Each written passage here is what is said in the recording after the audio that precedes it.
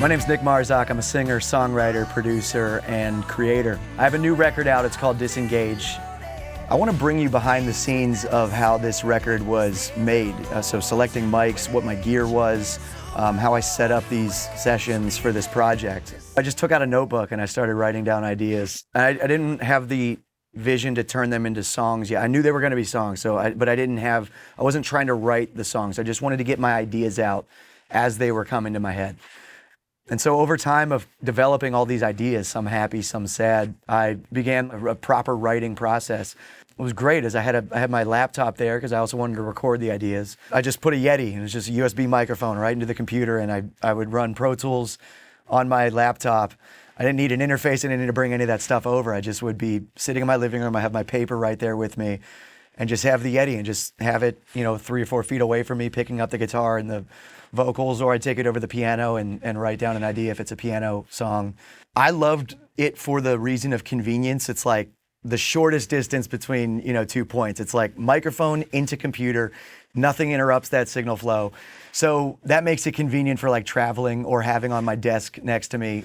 I recorded this record using XLR microphones, and so for that I needed to buy an interface, and you might say, well, why? If USB is this convenient and this easy to travel with and it sounds pro, why would you move to XLR? It depends on what you're doing. If it's just you talking, maybe on a stream or recording and it's just you, single source, then USB might be perfect for you. This record I needed to do multiple microphones at once, and that was like one of the first reasons. The other thing is that you have a lot of versatility with XLR microphones. They all have different little characteristics and flavors that make them each unique, which makes your recording interesting. If I just recorded everything on a mouse, it would sound great, but everything would kind of live in that same spectral field. There's not all these different flavors of microphones hitting. And the other thing that I really like about XLR is that you can add things in the signal chain. You can kind of control the signal chain a lot better. The USB microphone is just the mic right into the computer, whereas an XLR microphone, you have to plug it in with a mic cable, and you need an interface. You need something to convert that analog signal into a digital signal for your computer. But you could put things in between there. You could put your microphone into a preamp, and the preamp might have its own flavor, or you could go outboard compressors or EQs. That's the big thing for me, is just control. I have a lot more control. I can record multiple microphones at once. Always prefer XLR.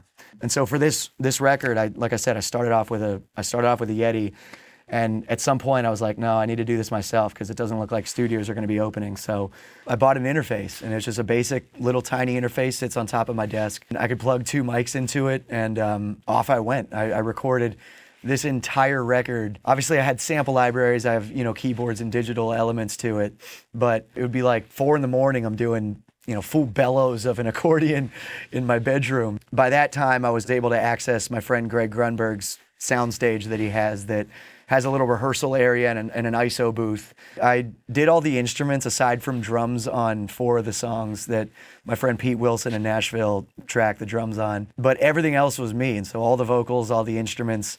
It was a long process, and it was a lot of trial and error and experimenting with different mics. I've used a Bluebird for years, especially on my vocals. I've used it in podcast and multi-track recording and stuff. I have a couple Bluebirds that I'll throw up, and then I got a Blueberry, and the second I got that Blueberry, I was like, oh man, I need to retrack. I'd already done vocals on like 4 of the songs at this point.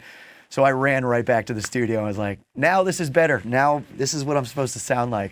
The thing I love about that trial and error phase is that you could have different mics and try things out. And I found a collection of mics that just became my arsenal. I was like, I could do this whole thing with this handful of microphones, and I'm just so happy with how it came out. Disengage.